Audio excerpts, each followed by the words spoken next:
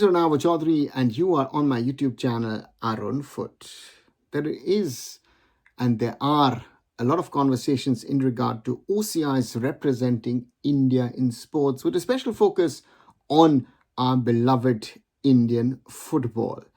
And a lot of people are talking about it, a lot of people are writing about it, a lot of people are asking me about it in my live shows and even in general. And I realize that there are a lot of half-truths, a lot of speculative things being put out.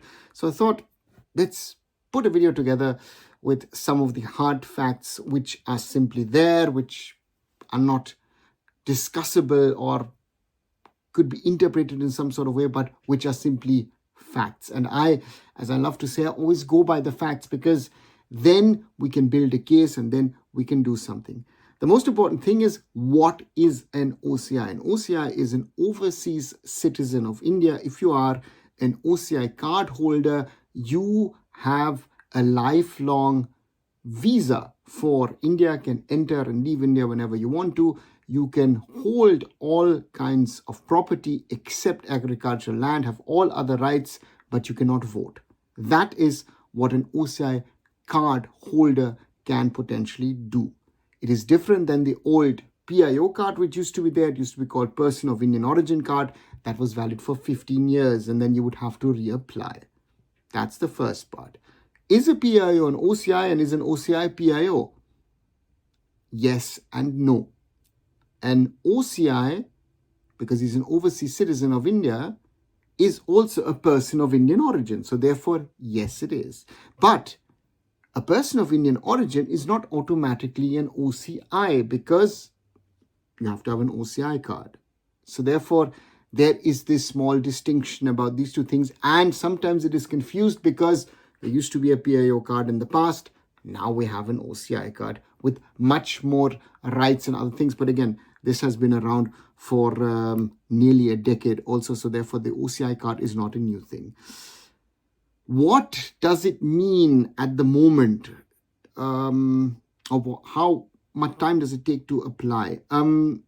Depending on the country, normally it says it takes 8 to 10 weeks. So it says less than 3 months should be the time frame. In the past, it used to take up to 6 months. So it seems like the Indian bureaucracy, the consulates, the embassies, the whole process has been streamlined and has been fastened. So at least here in Europe, they're saying 8 to 10 weeks would be the time frame for someone to obtain an OCI card. But an OCI card is not full Indian citizenship. Even though it says overseas citizen of India, it does not mean that you are a dual national. So for me, for example, I am a German passport holder and also hold an OCI card.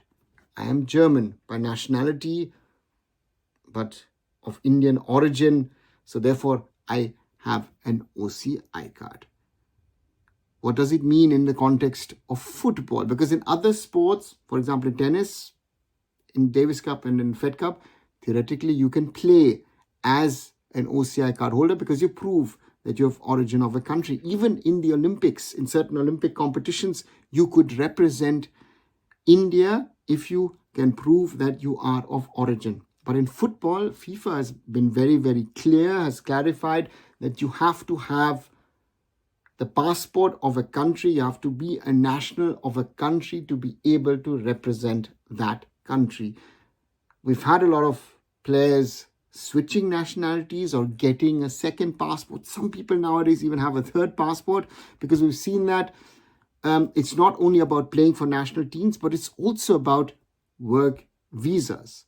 There's one story which is going around, especially in regard to the UK, that you cannot play in the UK without having an English passport because India's ranking is not good enough.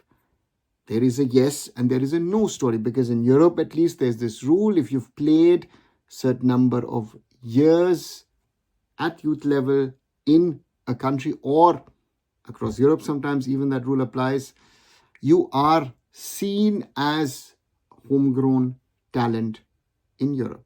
So therefore, across Europe, normally, even if you would obtain an Indian passport as a former European or UK citizen, you could theoretically get a work permit if you are a professional player. In the UK, it's a little bit more complicated, but I think there are means and ways of doing it because, again, other countries have been facing the same problem and it's worked out for the players as well. In North America, theoretically, it is not a topic to obtain regarding obtaining a work permit. But again, I think each individual case would have to be seen. If India asks the players to take on Indian citizenship because they don't allow dual nationality. And that's going to be the question in the end. I made an earlier video on this topic where I tried to give a pathway of how an OCI could represent India in sports. That's the difficulty. That's the challenge that the government of India has.